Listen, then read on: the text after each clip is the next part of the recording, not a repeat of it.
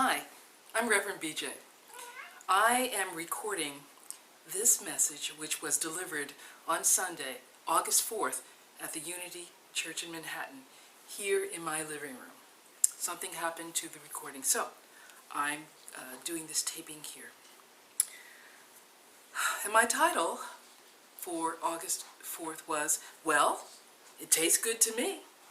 And I know that sounds kind of strange, but in a couple of minutes, I'm going to share with you why that title is perfect for what I'm going to share with you about being critical of others and making judgments of others. A judgment, well, actually in Unity, judgment is one of our 12 spiritual faculties. And so we have it to use, but we often don't use it in the right way. There are basically two ways that judgment can be expressed. Charles Fillmore said that we can look to outer appearances and judge by outer appearances, by ideas expressed, and this can be a problem because we can become very critical, or we can judge, as Jesus said, righteous judgment. That is, judging knowing that whatever we are being critical of, whatever someone is doing or saying, their behavior, that beyond that, there is the real person, which is a child of God. On July 25th, I called and spoke to our middle sister, Denise. She lives in Long Island, New York. It was her birthday, so I sang happy birthday over the phone. That's just something me and my sisters do when we're at our birthdays. And we just had the most fun visit. Okay, Denise and our youngest sister Deborah just got back from about a week and a half in Hawaii, and so I wanted to ask how they enjoyed that. I'd never been to Hawaii, and so we got to talking and visiting about different things. And I asked Denise what her next trip was going to be, and she said, well, in October that she was going to go to Sicily and participate in a cooking seminar. And you know, this kind of surprised me because I didn't think that Denny loved cooking that much. And so I asked her about that, and she said, well, it wasn't so much that she loved cooking that much, but she was going to go with another friend who loves cooking, and I guess she just wanted to share that experience with her. So I said, Denise, you're just going to have to come visit me in Salina in October when you get back from this cooking seminar, and you can cook me some real Italian food. And we both laughed about that and smiled about that. Hey, but I'm serious, okay?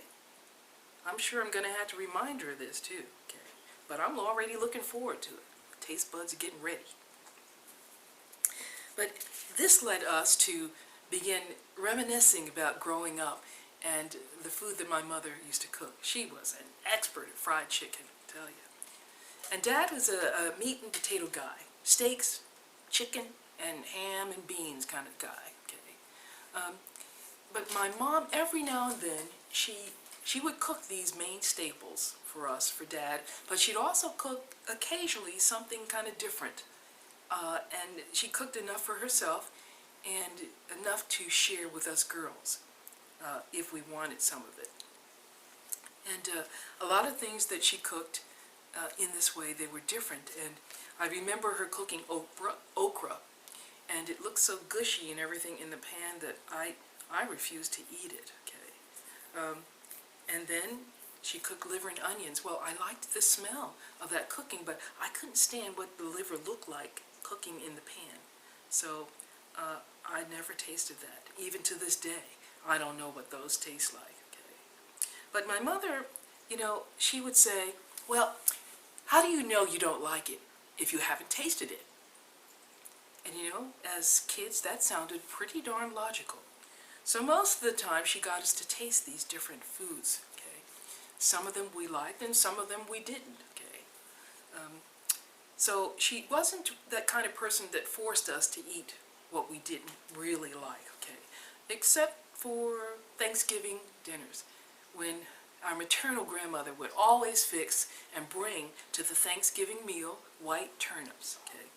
and I did not like those growing up. As an adult, I think, well, it's okay, but it's not a food that I generally eat.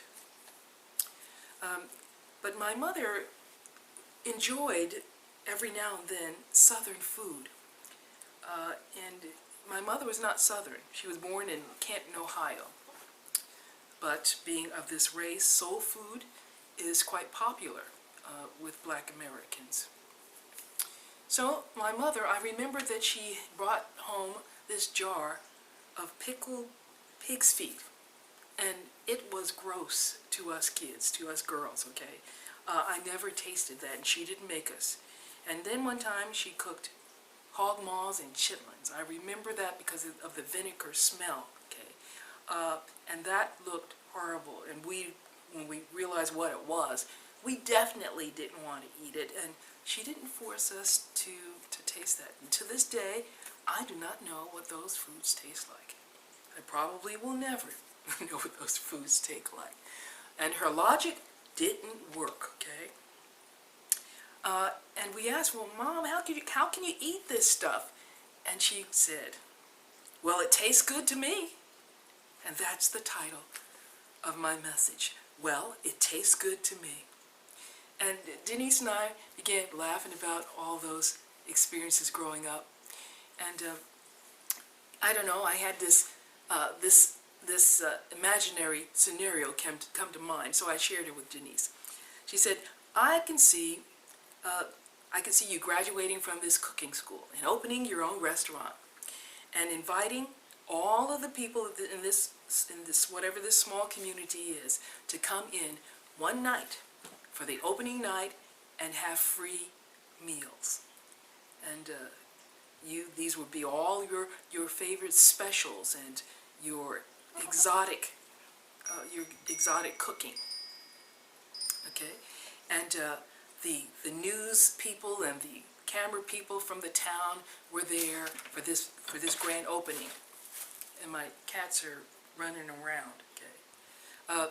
Anyway, a lot of people came to this grand opening, and the food was brought out, and some of them began tasting it, and then some of them spit the food out, and some refused to take a second bite. Okay. And so everything began to get chaotic and all of that, and the news people came to you. They wanted to know what's going on and what's your reaction to all this. And you said, well, it tastes good to me. And we just laughed and laughed. Of course, this is something that would never happen, okay? Because, again, Denise isn't all that, or hasn't been, I should say, all that into cooking. We'll see. After October, maybe she will be. Okay. But I didn't think that this kind of thing would happen. It was an imaginary thing. We had fun talking about it.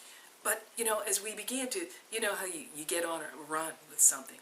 And so we began to add this, well, it tastes good to me, to just about everything that we shared, okay? And it just got so funny and so hilarious, okay? And that's what made me decide to use it as a title for this talk. Because, it's very true. We all have different tastes. Some of this is influenced by our culture, our upbringing, our environment, our social economic status, a lot of things, okay? I happen to love Italian, okay? I have friends, and their favorites are Chinese, Thai, or Mexican. But everyone has different tastes. Different things nurture us and feed our souls. And, I'm not just talking about what goes on the palate. I'm talking about other things, okay? We have different tastes in what we wear. We have different tastes in what we enjoy doing, hobbies that we enjoy doing. We have different tastes in all kinds of things. We also have different tastes in what we believe and how we feel about things, how we perceive and interpret life. These are all different tastes. And what tastes good to me may not taste good to you. When the movie Black Panther came out, and I don't remember when this was, but I went to see this movie because there was a lot of hype about it on the news, this black hero and that all of this hype and everything. And so I went to see this movie here in Salina with two friends. And in the movie there were a lot of black Americans in the theater. Usually I don't see that many. Now of course it can be that I go at a different time than they do, okay? But I also don't see that many black Americans at the theater or at the symphony when I go. But they were there for Black Panther. And they were cheering and they were whooping it up during the movie, okay? But you know, I saw something different in the movie, and I felt differently about the movie. I felt it was okay, but it wasn't something that, there was just a lot of things about it that I really didn't enjoy. And I'll talk about those in just a moment.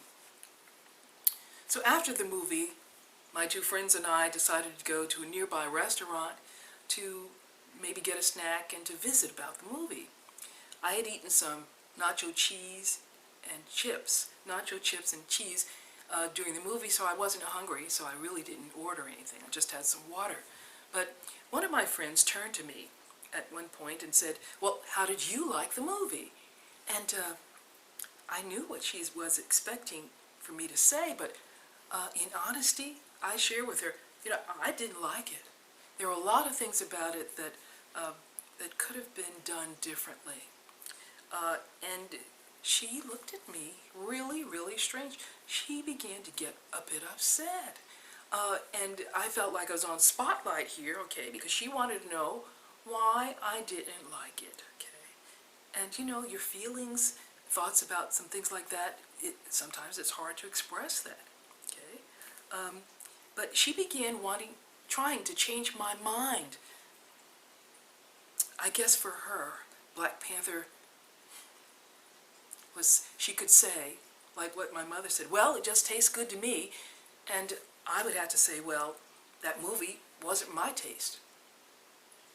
But what was the most important part here is that after she tried to change my mind and tried to change my feelings about the movie, I began to feel that she was no longer judging my judgment. She was judging me. And that made me feel uncomfortable. And at that point I realized, you know, I had nothing more to say about the movie.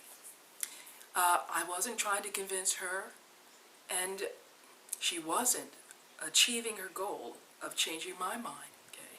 For me to be honest about what I felt and what I thought, that's how it was. And so realizing that I had no more to say on this, you know, I felt kind of peaceful about it. And I decided it was time for me to leave. So I got up and I bid farewell to my friends, and I went on home peaceful and didn't think much more about it. Now, granted, another time I could go, maybe I could go see this movie and I would see it in a different way. But at that time, there were just too many things in the movie that I did not appreciate. Okay, so that's how that was. So what happens when we begin judging people and situations? We begin to lock into those judgments. It's almost as if we believe that that judgment is who we are. We take it for the reality of who we are, when it's just an opinion. And tomorrow, it can change. Charles Fillmore, co-founder of Unity, said, when speaking about truth and his understanding of truth, said, you know, this is how I think today, but tomorrow I might think differently. Tomorrow, when I've experienced more of life and perhaps have seen some new insights, I might think differently about this or that thing. So I reserve the right to think differently and to choose differently tomorrow. But being honest with ourselves today doesn't mean that we have to accept what we think and what we feel today as the ultimate, absolute, unchangeable aspect of ourselves. We are, I like to think of us as facets of the diamond. The diamond is God. So all of us are different aspects, different facets of this diamond, and we need all of these facets for the light to shine perfectly through this diamond. You know, we're crayons. Something that I like to do occasionally is to go into stores that sell crayons and pick up a box and open it up and explore and see what different colors there are, what new colors have been created. It's pretty fun. Try it. Okay? And there are often names, new names for old colors. Okay? It's a fun thing to do. And I think how wonderful that someone gets to be an inventor of new colors. Hey, that's what God does. We are crayons in God's box.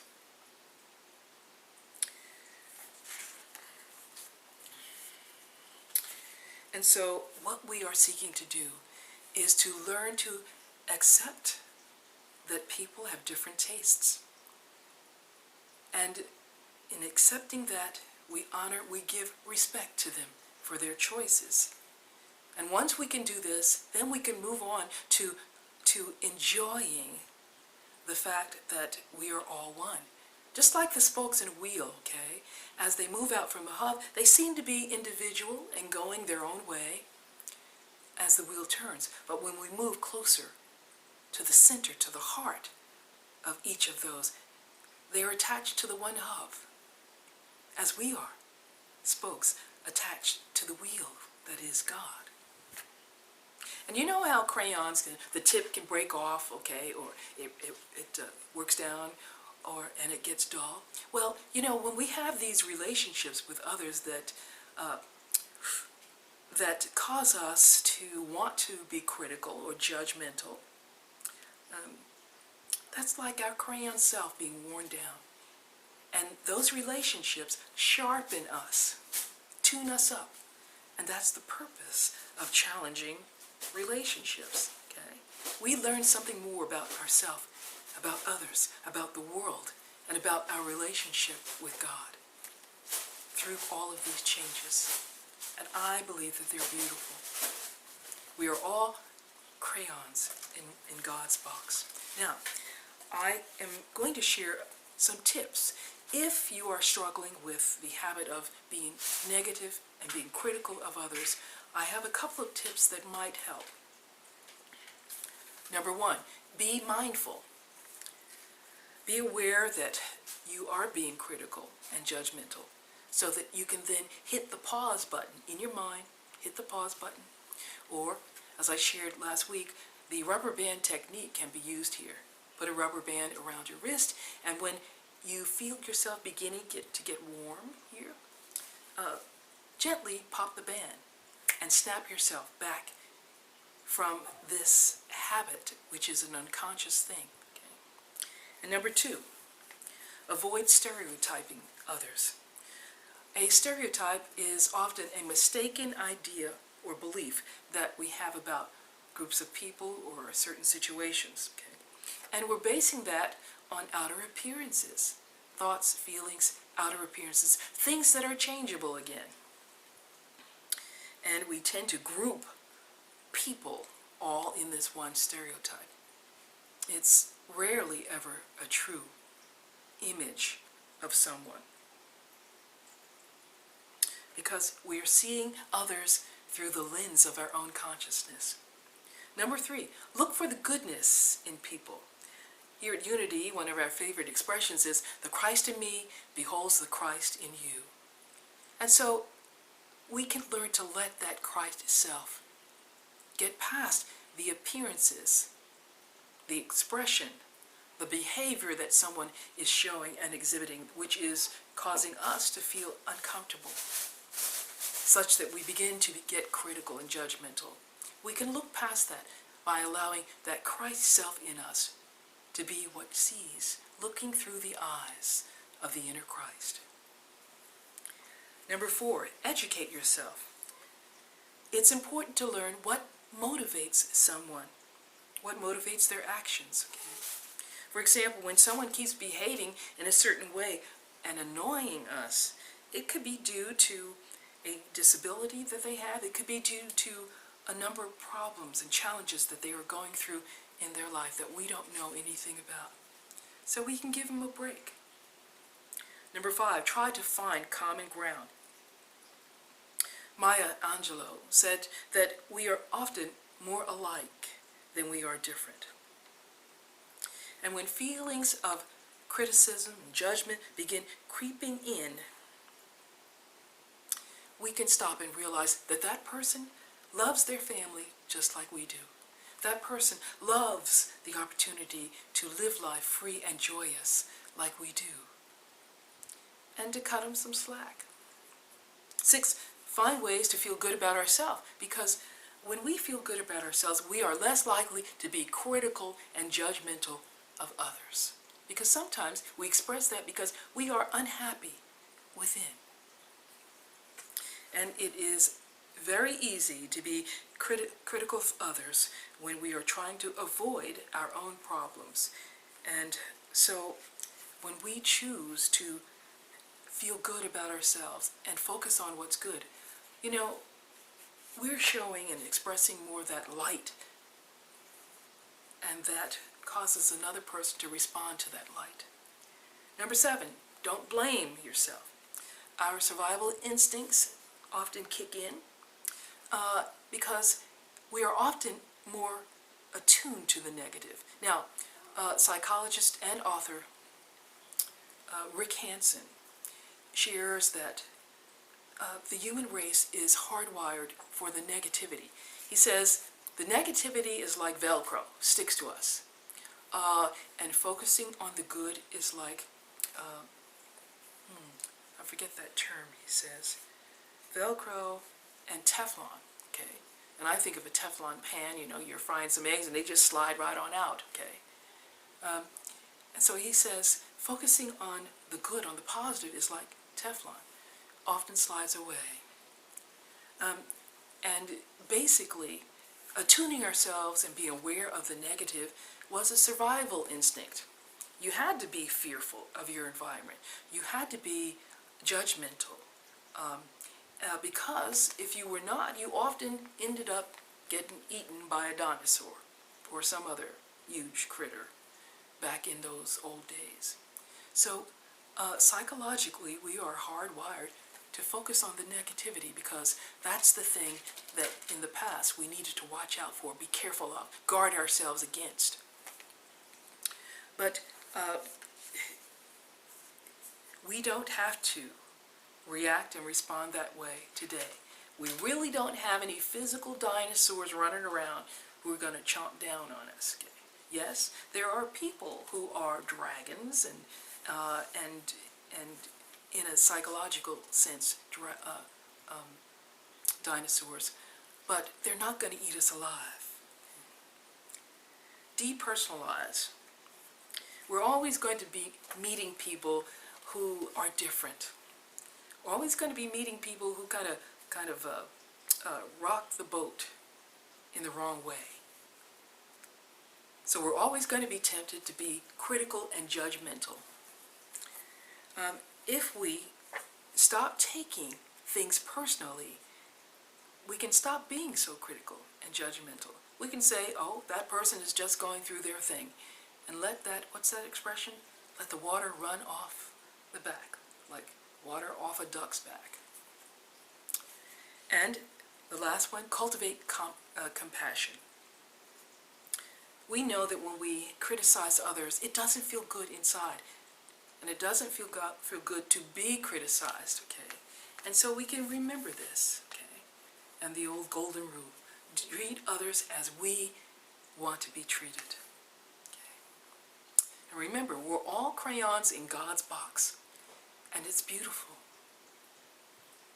God bless you.